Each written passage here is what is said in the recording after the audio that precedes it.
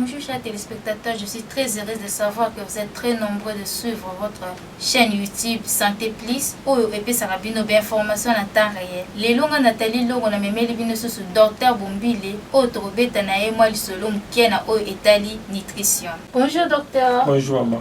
Alors tu es sous na dap na yo expliquez biso na moi mkuse msala ya nutritionniste ezanini. Oui, merci beaucoup. Nutritionniste ezali mutoyo moni tozana na médecine tozana ba branche belé.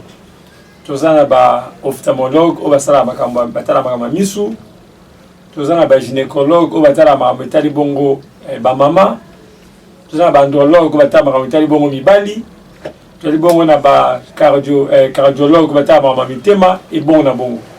Et na niveau pe ya médecine on appelle la branche de ya nutrition. Ya mwe zalaka pona kosunga batu lo lenge nini malamu ba ko liaka. Parce que kolia ezali centre ya vie ya mutu. Alors la nutrition balakisaka mutu biloko ne mtolia, c'est-à-dire ba valeur za na kati ya biloko azolia. Parce que différence elle est entre alimentation na nutrition. Alimentation ezali ba aliment biloko tozolia. Nutrition sikoyo tozala mutu benga nutriment biloko ezana kati ya biloko tozolia. Ndakisa bitabe. Nazolia bitabe c'est un aliment. Mais na kati ya bitabe ba nutriment ezana kati. Donc on a bitabe, non seulement ka pona ka plaisir goût na nanga, mais ezana biloko na kati ozo tangi ko récupérer une fois dans yango. Alors ce libanda eza aliment, ce qu'on entend comme nutriment. Ce libanda eza alimentation, ce qu'on entend comme nutriment. Est-ce que ezana rapport moko na société? Oui. Parce que c'est un rôle important, parce que le nutritionniste a un rôle important dans la société, parce que ceux qui y étaient, le autre qui est dissident à la maladie, 90% de la maladie est mauvaise habitude alimentaire. Parce que les gens qui ont maladie, ils ont géré les obèses, les diabète, la tension, le cancer, ils ont preuve, les gens mangent mal. Oh, ceux qui comprennent le rôle d'un nutritionniste, la distance à la maladie, vous a diminué ma casse dans la société. Si on est ça, la pour ne comprendre le rôle d'un nutritionniste. Le rôle des belés, d'abord, il a dit que l'ignorance est liée à manque de promotion qui y a domaine yango, parce que les lois au monde, il y a un ministère de la santé, il y a un ministère de tutelle, il y a branche ouana, à ça, il y a promotion dans yango. Et les nutritionnistes européens, on s'appelle la promotion dans la société. Et la société, c'est la ignorance. Il y a un moment où il l'effort, il y a qu'à faire valoriser mon salaire. Parce que l'ignorance n'est allé beaucoup plus bas à ma camion. Même que les peuples détruisent parce qu'il manque la connaissance. Ceux qui m'ont taillé, bitin à l'autre côté, à s'intéresser à l'autre côté. Ceux qui m'ont taillé important, c'est l'autre côté, et peut-être important, et tina à l'autre côté. Alors, l'autre, ça, la mingo, vous allez que manque d'information, manque de promotion dans l'autre. Qu'est-ce qu'un nutritionniste? Donc, tu sais la différence entre un nutritionniste diélectricien et un nutritionniste thérapeute? Bon, nutritionniste et diététicien, ils ont un nutritionniste d'accompagnement. Il y a un cobanine. Nous avons la tension, la diabète. Et comme on a des diététiciens.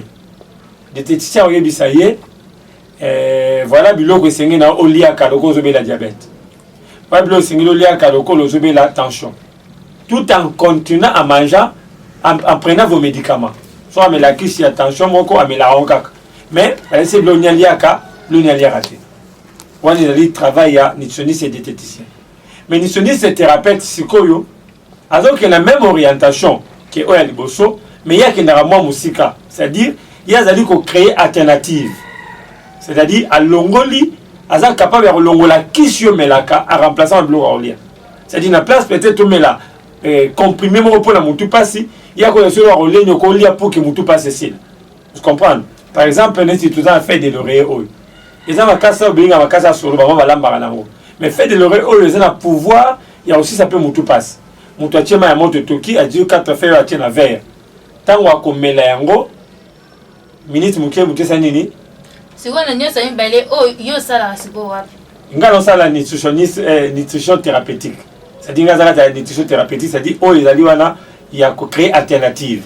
parce qu'il a créé des recettes et des produits belé oyo ezali ko jouer rôle ya alternative, c'est-à-dire ceux qui comprimés zaté au sel yango et on peut ce même résultat au comprimé dans les produits créés c'était le satami bali et c'est belé nous avons plus de 150 produits déjà.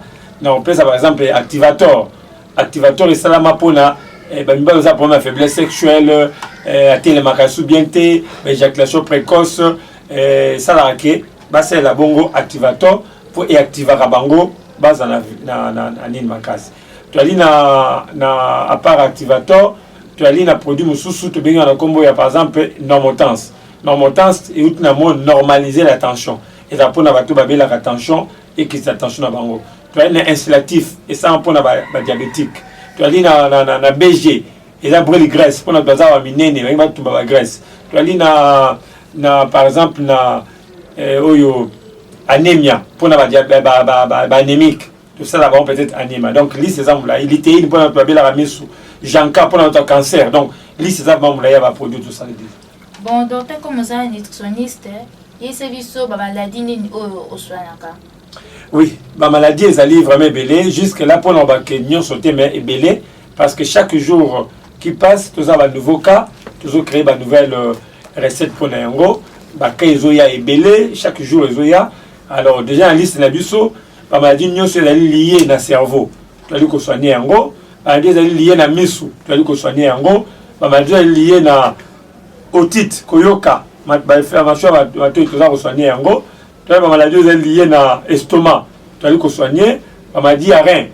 Ils ont maladie de l'eau, calculer rénal, le cas insuffisance rénale, tu as soigner en gros, la maladie liée à la prostate, ils ont l'augmentation à volume, ils ont problème, il y a cancer à prostate, ils ont prostatite, inflammation à prostate, tu as soigner en gros, la maladie à foie, tu as maladie belée, cirrhose de foie, hépatite, hépatomégalie, augmentation à volume à foie.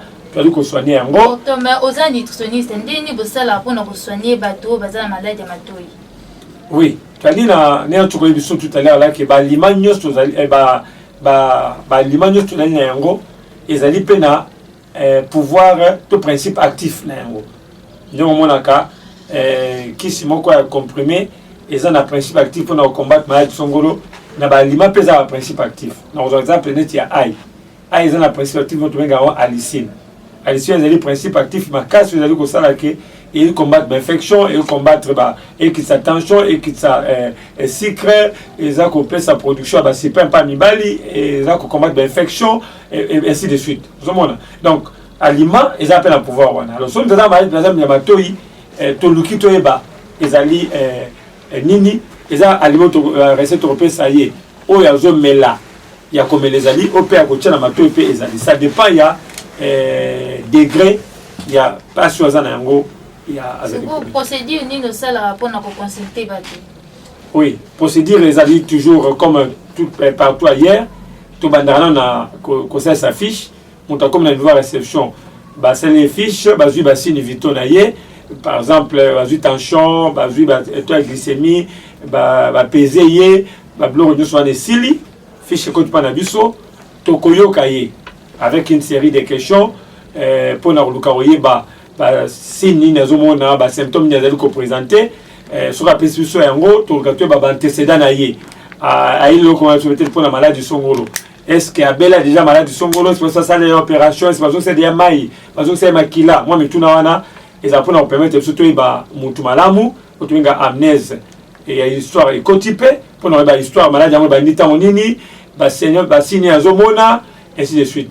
Tu aimeras deux sortes ya batou parce que muso azawana a émis déjà malade za nango parce que déjà quelque part par considérer qui est babi gaza diabétique par considérer babi gaza hypertendu par considérer babi gaza soit na myome consort automatiquement à ce moment là tu orienter moment de traitement mais ce mutabino nazoka kingo pass nazoka bum pass nazoka maboro zolenga et ça maladie tu as ba symptômes tu as besoin qu'on sache examen tu conseilles examen à suba tu conseilles examen makila tu conseilles échographie tu conseilles un scanner, ça dépend. À partir des résultats, on a ce que tu as fixé dans le tableau. À la semaine, tu as ce qu'on a mozindo pour que à côté de ce qu'on a traitement. Et traitement, et vous allez comprimer et vous allez ce qu'on va produit à niveau cabinet. Bon, c'est biso service d'ineza organisé à la Santé Plus. Merci beaucoup. Santé Plus, ils ont un service ébélé. Alors, service El Bosso, ils ont un service à prise en charge. On te bien à PEC. Il y a un truc qui expliquer moi que à aboyer. Ils ont un service oyo, tu y a un malade, consulter bango et orienter bango pour que base de traitement, il y a une maladie oyo, ils ont continuer ça bango. Ils ont le premier service où tu as dit qu'on organisé awa na Santé Plus. Deuxième service, ils ont le service il y a massage. Tu as au moins 4 sortes de massage où tu as le niveau de cabinet Santé Plus. Massage de bosso, tu as massage kinésithérapeute. Ils ont massage oyo kinésithérapie, j'allais dire. Ils ont massage oyo ils ont orienté biso pour na ko sunga bato ba bela basala ba AVC. Vous comprenez? Bato basala ba AVC, bato ba bela ka rhumatisme. Alors batouana tout ça la massage on a pour na ko aider bango ba retrouver ba cellule na bango elembaki, ba retrouver forme na bango par rapport na ba ndenge mobilité perdaki na kati ya ba organe wa mususu sala ABC ibo retard subienté le cholestérol subienté mususu ba rhumatisme tout ça ba massage on a kiné on les a dit service ya liboso et maintenant massage de forme les massage oyo ezaka orienté pour na bato balingi ba corriger d'autres na ba on a moi ba imperfection ba moi ba remarquer ndakisa mutu azali bumunene obèse de bumuya munene graisse abdominale alingi bumuna ekonda tout ça la massage pour na diminuer le bumwana et kita ezonga normal tout ça la machine oyo to branchaka na courant pour na ko aider pour na ko dégraisser bien que ça peut accompagner na ba produit tout ça là donc la BG ezali brûle graisse JM ezali Jimenser ils a accompagné na yango tu as un massage de forme mususu bengaka un massage de forme ya mabele batu mususu ba se retrouver mabele eza mike penza alingi meka pe ko développer et funga mwa ndam tout ça massage wana pona ko la musa to ko sala ke mabele na ye et ko bongo pe ko développer ba mususu mabele koya c'est-à-dire mabele na ye koya avant alors tout ça va produit oyo tout ça massage wana pona kozongisa yango et telema lisusu et ça là parce que koya za amen hein alors etika alléluia alors tout ça massage wana pour que ils a toujours forme ata ça boti déjà on peut l'aider pour que ma belle aille à la makasi. On a dit deuxième massage où il y a forme. Dans le massage de forme, il y a bassin. Pour tout ça, l'ingi bassin aille et développé. Comme on a moins d'endons, alors tout ça après massage on a pour nous former que bassin aille et à développer. Et d'un côté puis un massage tu as ma belle, tu as un massage où ils a la musa dans la belle mine na lingi et se rétrécir mouké. Tout ça massage où ils a la pour la diminution. Il y a volume, mais c'est très intense. Il y a ma belle. Alors, tous les pays à côté de Bali, on choisit la micropénie. Moi, c'est que c'est un mouquet. Azo kapna ko c'est parce qu'azo bibalwa lutu na kati ya kopo. Alors, le kola azo sala newana, il faut ko aider tout ça le massage o esamaka pour na développement et sexe. Voilà, on est un massage de forme au tozana yango. Troisième massage, c'est le massage ya relaxation. Massage de relaxation, c'est le massage oyo ils allaient orienter pour na bateau baza peut-être na ba to benga ba mabibi banzo to passi ba combattre mutu wana tellement asala ka mingi toi travailler ki mingi azo ko tellement te to azana bezo ba relaxer ye après ce matin on ba sala massage penza ba détendre ba déstresser ba nerf na ye azo nga penza en forme moi ba passi ba combattre wana et ko aussi là to bien un massage de relaxation et ça pour détendre mon tout à sentir sous à nerf na donc et ça m'a na niveau ba elongi awa ko détendre ba nerf na ye na mu Congo na ba épaulette ainsi de suite na ba cuisse pour na kozongisa eke azala casse et ya suka et un massage érotique et un massage o ezalaka pona bato ba perdre sensibilité et ça masi mususu ata ba simbie libele aoka elote ata la simbie mipende libaya donc béton et le remonte alors batwana ba cellule na bango ilala peut-être ça frigide azasuna ninte toi massage érotique pour ezongisaka ba sensibilité ya ba organe sensible ya moi si tout comme ya mobali musumu mobali quand on a un problème d'impuissance sexuelle, quand on a un problème, il y a difficulté wana ya nini. Alors massage oyo ezalaka mpona kosunga ye ke azonga malamu. Alors na kati mpe mibali à part massage érotique wana, to mpe massage prostatique.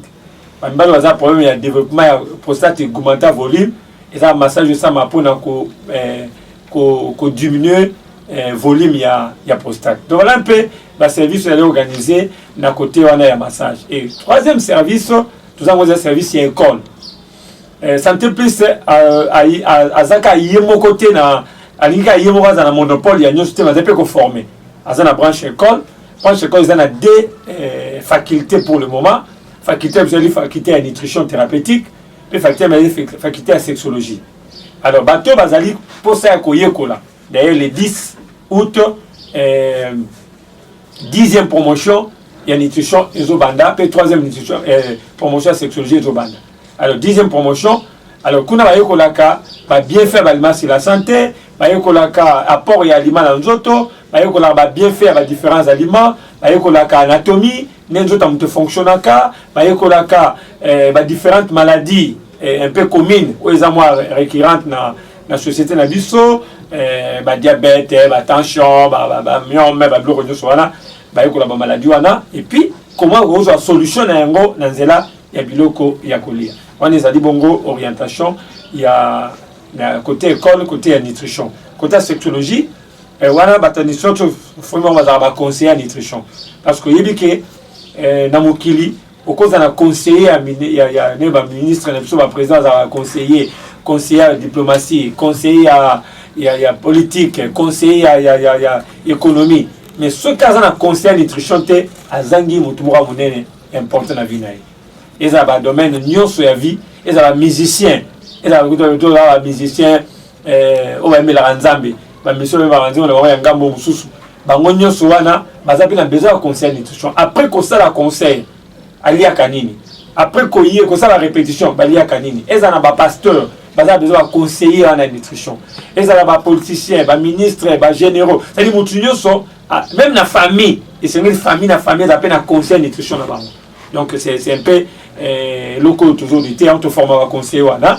Et côté il y a sexologie, te formera plus ma Nathalie Bongo, mais tu là au côté ba Nathalie église où les aguis censés sensibiliser la Nathalie Bongo sexologie à présenter un penza qui to communauté.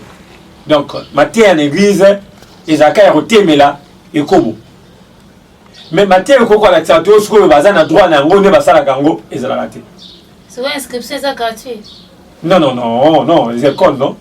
Si tu sais inscription gratuite, elle doit avoir moins d'importance à court terme. Pourquoi c'est comme gratuit, mais pas na gratuité zaki. Eza gratuit, école va payer ça gratuit na l'état foutara. Moni, école eza tout moni gratuité école, gouvernement je charge avec élèves. Il y a moi foutu école pour ma parole foutaté. Et ce que le gouvernement a dit que non on charge avec autant la nutrition à foutre bango, tu sais gratuité. Parce que biso toujours dépendre dans le gouvernement, tu as dit qu'on former, photo foutandaku, photo futabasali, photo biso vivre. Donc dans moi mon kewana, ils appellent pas c'était à $15 pamba pour na ba frais d'inscription péminale, à $15 pamba. Et puis 3 rames de papier, mon demande dans ma casse, on se macasse la bis parce que chaque cours ils ont sur la bis nango de bazali. Alors ceux qui sont batou, ba yekoli makamotali sexologie, ba ko encadrer bana. Au encadrer baleki au encadrer ba parents mingi bazawana aparena ba couple ba kenda na libala ba tikala ko lesa bango makambo wana po yimo au ka ngosolo l'église pasteur ate mate makambo ya libala le baka mukolo yo ba obel samutu mais na kita dimanche boye a parler ba bloko wana ezarate. Alors moi bloko beza ozanga raison pour laquelle toujours formé ba éducateur sexuel au dans la mission wana ya komeka ko recadrer ba tout na angle ya orientation et service mususu et les services il y a collaboration il y a toujours une branche il y a formation collaboration avec les églises parce que tu peux faire un séminaire tu peux faire une conférence dans ba église mususu ba robin service auto côté ba remettre bon nutrition comment ba ko liaka ba za bonne santé on ko so robin service auto ba remettre ba couple totia ba couple nini ba matana nini mon bali ako sala moi si bolingo mon bali moi ça ko s'appelle mon bali bolingo bisika ni basimbaka papa papa ba position basala pour l'activité sexuelle nous savons ba bloko e yaka na kati ya ba conférence wana ngona ezo dépendre ce qu'on a ba église wana collaborer na biso to sala kayango et tout ça fait un service il y a publication ba livre oui ils bongo service munene déjà toujours publié ba livre belé très bientôt la livre monsieur Goya il y a Covid reste le belé yango. Donc, publication à livre, tout ça, il y a 21 livres, tout ça. Alors, côté Moussoussou, tu as lié un service Zoya bientôt. Alors, tant Moussoussou, ce qui est début septembre, tu vas lancer en gros, ils ont restaurant thérapeutique. Le restaurant est belé na Kinshasa, ce qui est un restaurant, c'est un pondou, c'est un tembélé, c'est un boy. Mais le restaurant est particulier. Voilà, le restaurant est nini. Ils allaient permettre biso tomeka ko la ko bana ko pesa biloko par rapport à l'état de santé na bango kuna zandeni oyo komi na réception okutana mtaza na réception akoyamba pendant moi dialogue moi il y a 3 ou 4 minutes. Bonjour papa, comment on a dit moi antécédent, est-ce que vous êtes diabétique, est-ce que vous êtes hypertendu, est-ce que vous avez un cancer, est-ce que vous avez une raboité. Sur base, il y a des informations à Rosorana. C'est bon, awa, vie malade, nous en avons un toko orienté yo. Awa boye, tout ça, la recette pour la diabétique. Et ça, oyo, tu veux dire qu'on a hypertendu, et ça, oyo, tu veux dire cancer, bah, on dit oyo. Bah, j'ai na biso kuna lité, j'ai le cola mona kao, oye la nini wana o te. Biso kuna zali, oye la ko, oye la ma, oye la ko te. Biso kuna zali, boisson. To ji a créé ces bases alimentaires pour accompagner moto. C'est-à-dire qu'on a bika. Donc c'est un restaurant thérapeutique. On vient pour être guéri, mais on ne vient pas pour être malade. Parce qu'il y a des restaurants qu'on a, si on a un restaurant là, 2 jours après belli.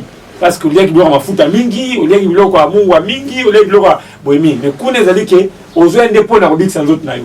Donc il y a donc bientôt ils sont comme opérationnel. Ceux qui ont peut-être le début septembre ou peut-être octobre. Tout le monde en principe dans le mois de juillet, mais confinement, la réalité ou le Covid est bloqué. Mais en tout cas, avant un an ici, là, tu as lancé un restaurant thérapeutique pour qu'il permette de nous faire un traitement de bango malade. Donc, tu sais déjà combien d'années dans le salaire? 6 ans déjà. Ça fait 6 ans qu'on a travaillé en nutrition thérapeutique. Dans 21 livres, déjà pour publier, ou si télévision a quelques livres pour les livres. Livre comme on a les aliments qui guérissent, partout en 3 séries. Série à nutrition, santé nutrition, série à spiritualité, et puis série pays à développement personnel. Côté à nutrition, tu crées déjà livre les aliments qui guérissent, c'est tome 1 et tome 2, ils ont un gros volume, on a image. Donc les aliments qui guérissent, tome 1 et tome 2, qu'on a expliqué l'imezanini, bien fait et beaucoup de choses sur ça.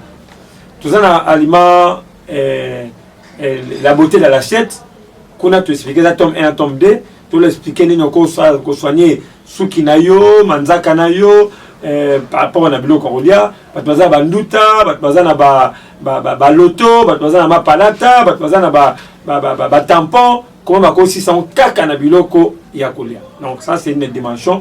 Tu vois la beauté de l'assiette. Au quoi ça va masque nayo pour détruire les boutons. Au quoi ça va masque nayo pour na comme ça Sukino makasi. Au quoi ça va masque nayo pour na manzaka, ainsi de suite. Donc tout ezali kaka na sanyo tuliaka. Tulongwe wana tuzali na livre on a commis sur la tension, livre sur le diabète, livre sur les prostates, la commis livre sur le cancer à mabele. Et il y a aussi un autre livre na comment titre na ezali bongo 3 séries à sexologie. Donc le sexe féminin, les mystères de la chambre et puis sexualité épanouie. Et ça 3 livres de beaucoup plus sexualité. Et ça déjà disponible. Alors seconde ni ba ko sala pona ko za ba livre. Bon ba livre ngo ezali on a cabinet tous en yango na 4e rue numéro 14 Kimba Mariano. toali pe na librairie ya Grand Lac.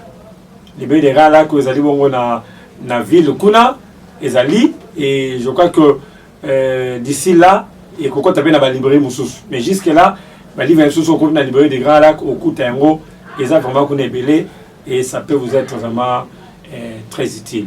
Donc voilà un peu, mais il y a d'autres livres en chantier. Nous avons au moins 5 livres qui sont disponibles d'ici fin de l'année. Il y a le monsieur Zali Bongo, déjà Covid, déjà la fin août à Yobima. Tout savoir si Covid-19, ennemi invisible, mais pas invincible. Ils ont dit livre, il y a premier livre, il y a Covid dans le Mokino. Donc c'est un livre déjà, d'ici là, ils ont bima. À part tout ça, livre on a préparé, on a commis livre sur les soins de mon enfant, sa santé, son alimentation et son les soins de mon enfant, son éducation, sa santé, son alimentation. On a commis livre là pour l'éducation à Bana, dans le pour l'kamotali ne baboko la ramwana, dans le kamotali collier à moana, mais kamotali ba malade bana babelaka, c'est un grand livre oyo et le même comme belé sur moana. Donc faut le barozo soin à Bana biso, dans Kamolwa qui a émission la fois passée sur le lait maternel, et ça inclina kati, ba malade bana babelaka la bomwana. Ni ma cause sur la bango c'est base des aliments, un livre là tout de même comme tel bongo éducation ya bana ba mo ba boko la kabana ba lengi la kabana mingi to mo ba nyoko la kabana ba tout ça et là le retourner ko le la pona assurance avenir ya moi tu veux comme tel ya bana za bana muso mona mwana za na 12 ans va peser 125 kg et bana muso mona za na 30 ans va peser 10 kg. Donc moi quand moi belé za na santé ya bana tu remets ko le belé yango comment tu ko orienter bana biso par rapport à relier na bango pour que va santé. Par exemple, sur abimi na tongo ayani na jus, ayana ba chips. Oh moi ça na besoin tant par zozonga et les bitabe, ay les manga et les ananas, ay les citron, ay les bongo orange. Non, ba rwana tout le monde on a livré oyobo. Donc livre msto komi na préparons ali l'ABC de la sexualité. Kuna livre na za destiné ba mineur. Na komi livre ba mineur pour que ba mineur base à la moi avisé. Parce que le col a tous un tabou. Papa a bête la moine masolo anate. Moi dans une information na balabala. Moi dans une information na nzela. Alors n'est dans une information na balabala wana eza penza ko idée était par cause ko baby ça. Alors éducation à la vie, dans livre on la sexualité, ABC de la sexualité, dans le avec sa bilingue, base na bokebi pour l'avenir na bango avec une sexualité responsable. Vous on a. Alors moi monsieur le na 14 ans, 15 ans, a eu déjà mibal. Papa na eu a dit que moi na chose vierge. Et moi, j'ai un âge à 15 ans. Et moi, j'ai un âge à 16 ans, 17 ans.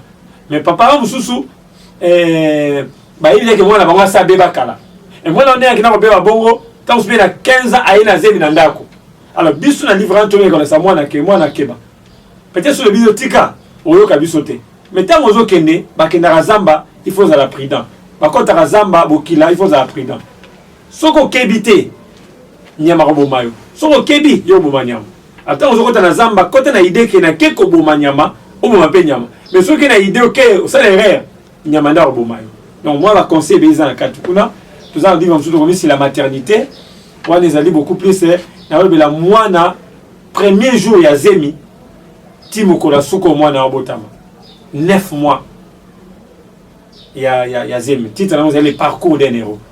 Donc on a la moana ndenga bandi, l'histoire de la vie. Ndenge mukwa liboso zo kota na zemi kota ka ndenge nini petit mukolo mona abota maka ndenge nini expliquer kuna ba jema ba pasa expliquer ba zemi ya ba conséquences ya zemi ba tape ya zemi ba caprice ya zemi moma ka belé donc voilà un peu. Donc to comme na suka moi liloba mot de la fin pour na suka émission na biso. Le bezalika que émission permettre ba to ba ba musa to sala. Peut-être Bango la Raon Moussika, maintenant avec cette émission, il rapproche Bango pour nous comprendre réellement ce que nous faisons au niveau cabinet Santé Plus. Les as qu'on a à Bango, il y a quoi approcher Bisso d'une manière ou d'une autre. Tous allez disposer pour nous avoir une union sur la difficulté, tout un problème il y a posé Bisso. Tu allez capable de apporter les soumis à Bisso Lengue Sengeli pour nous soumettre à Bisso. Tu allez dans 4e rythme 14 qui m'a Mariano, Sima Wenza Mariano. Nous allons chaque jour du lundi au vendredi 8h à 16h, samedi 8h à 14h. Tu as l'IP joignable à 089 80 32 458, 89 80 32 458, B81 45 74 935. Et ça va numéro Oyo et que vous allez disponible pour nous yamba bino. Et ça na WhatsApp pour que message na yo to koyeba ko répondre yo ceux qui besoin zali.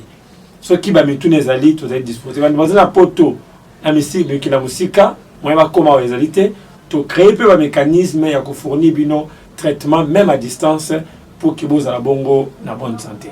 Voilà d'une manière générale le travail que nous faisons et ça cause en a besoin d'appréciation. Moi on a sous que zali ko s'adresser na batomité mamalamu. Dans une phrase moko mingi na baté za la condition ni pour que phrase ne comme pas applicable dans la vie à biso mususu. Mon toroba ka pesa talate. Ya pesa katala raté. Ya pesa katala raté. Na ebité ba pesa ka wapi pe na ba condition ni. Musa to seza musala moko noble. Et ça a besoin de soutien. Soutien à bango, ya mbongo, soutien à bango na makanisi, soutien à bango na matériel. Tout ça va conditionner la kokokate. Tout ça mikanda à l'état congolais. Pour épicier ce droit au sam ça tout ça là oyo, et ça ministère de la santé, et ça ministère de la recherche scientifique. Mais malheureusement tout ça financement mon côté. Tout ça bunda na bakasa na biso moko. Ah tout ba tout ko na nyonga ba loyer, tout na nyonga ba sali parce que Covid de bébé c'est va bébélé. Ba difficulté on a to vivre yango, biso mo to ebiango. Et on te tourne à rabatabilité madame avec un bon travail comme nous faisons comme ça. Au cours ça là quand même tu fouer monter au avec non zota oyobo. Zota oyobo. Tu as pesa que 10 000 $ kuna, a pesa que 5 000 $ kuna anini. Et ça ka nini, ba pesa on pona nini, ba sala ani pour bazwango. Oui, c'est peut-être trouver ba kamango. C'est ça condition ça dit normal. Tout ça la paix on tout appelle le sungi na bino. Parce que ça moi pas au monde que toujours vivre ndenge wana. Pas si mimi ko quand même on ba konzamboka mususu. O ba leka pa na biso baza ba nyongo na biso nga individu ko nga boye azu ba produit na nga pona futa nga comme problème na benga ba su téléphone a été na mo kete meli na boso bureau na ye so ina monya kota mo na tanga po apesa ngai a ko sanga na otindelo e oyate tam so ya policier ba boye na kota mais mbongo na nga mutuki na nga ya passe eza biloko zo sa biso passe mingi mais tout ça pe boni muteza mutema na ye ya osala alors yo mtu na ninga na tango yo soko oza mutia malamu atuzana maladie te obike na moi ça moi mbande na landeli ko makambo lobi wana azo mériter moi le songi moi M-Pesa moi Orange Money moi Airtel Money topé moi banque et ça rappelle moi bien ça m'a osé entrer au pambola yo ce minimum biki tu vas pas biki le songi là. Merci docteur. Merci na bino bozala ki ebele ya kolanda chaîne bino YouTube Santé Plus. Oyo nga Nathalie Longo nazala ki na présentation. Na pesi merci na trésor vidéo azaki na sima caméra. Na pesi merci na Beni Muza o asali etenga na bima kitoko lisusu. Na pesi merci na famille Longo Mobimba nga na bino tokutani mikolo ezali koya.